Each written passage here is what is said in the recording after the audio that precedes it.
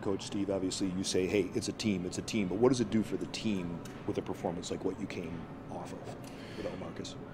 Well, I think it should give us confidence. Obviously our preference is for Marcus to play, but in those games where he can't play, or he's in foul trouble, or he's just not playing as well as he's capable of playing, other guys need to step up. And the Georgetown game was a perfect example of that, where we had a team full of guys step up.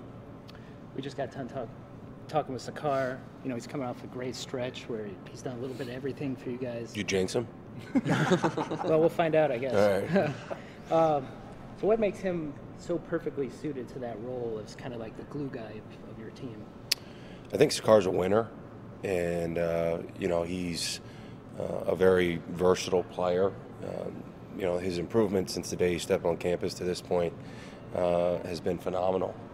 For him to be able to play the point guard position at the drop of a hat and do it at a high level, along with Sam, where we were able to take care of the ball and get a road victory.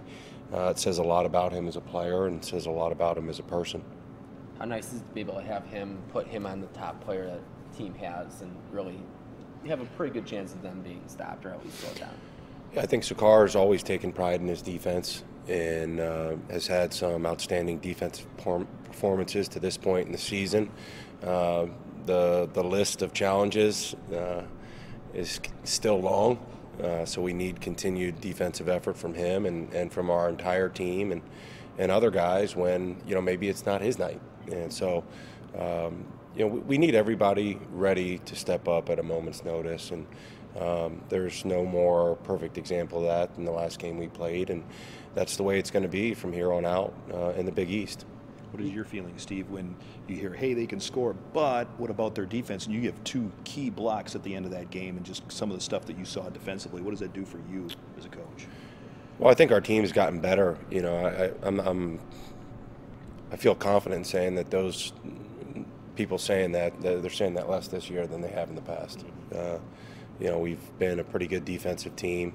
We've had terrific rim protection, whether it's Theo or Ed or some of our bigger, longer guys, where we've made it hard for teams to score in the paint. I think Georgetown was 4 for 17 from two-point range in the second half. That's pretty darn good.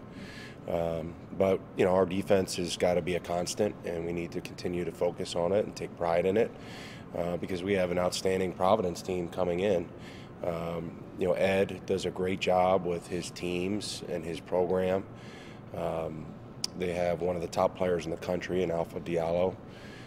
Their big guys have improved by leaps and bounds, and I love their young core of young guards. So, our defense and our offense and everything's going to be challenged Sunday morning. You guys are going to honor D. Wade this weekend. Are you speaking at halftime? Is that what I read somewhere?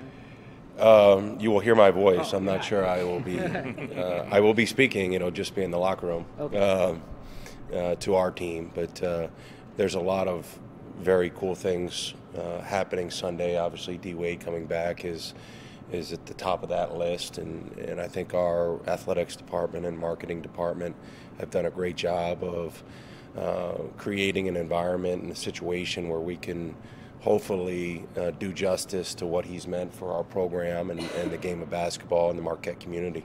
And you got to work with D. Wade a little bit through the Team USA and preparing for the Olympics. What do you remember most about that experience? Any good stories for us? Yeah, a lot of good stories. I don't know how many I'm at liberty to share. No, in 2008, that's when Dwyane was coming off an injury, and so he used that summer when we were traveling in China to get back. And I think from the beginning to the end of the trip, I don't think there's anybody that played better than him.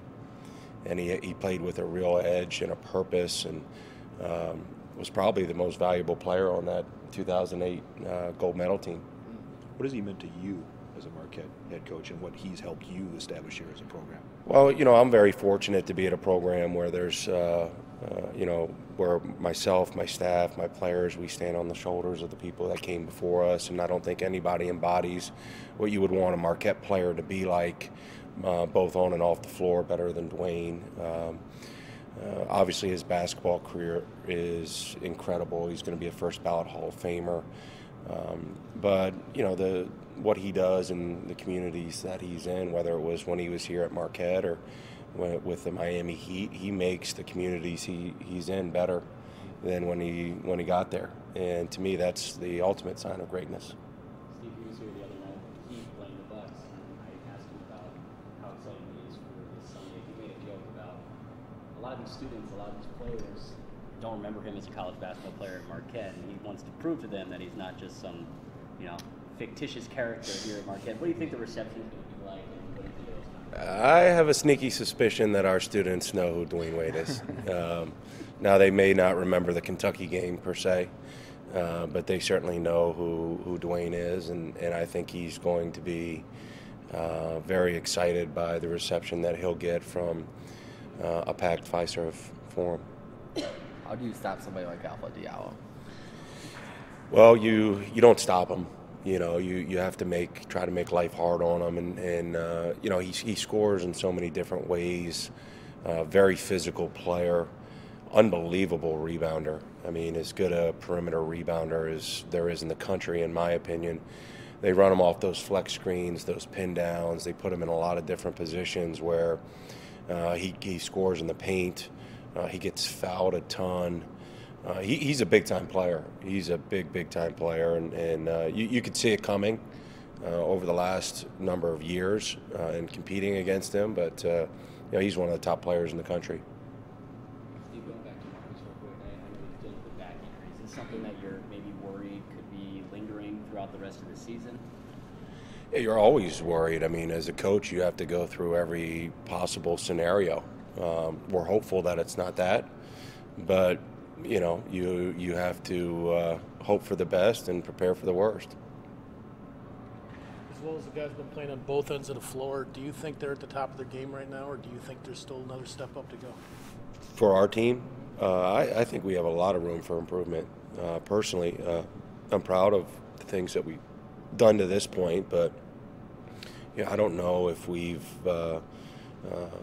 close to being where we're capable of being. I think we've showed flashes in games, but I think this team still has a lot of room for improvement. Saved by the bell.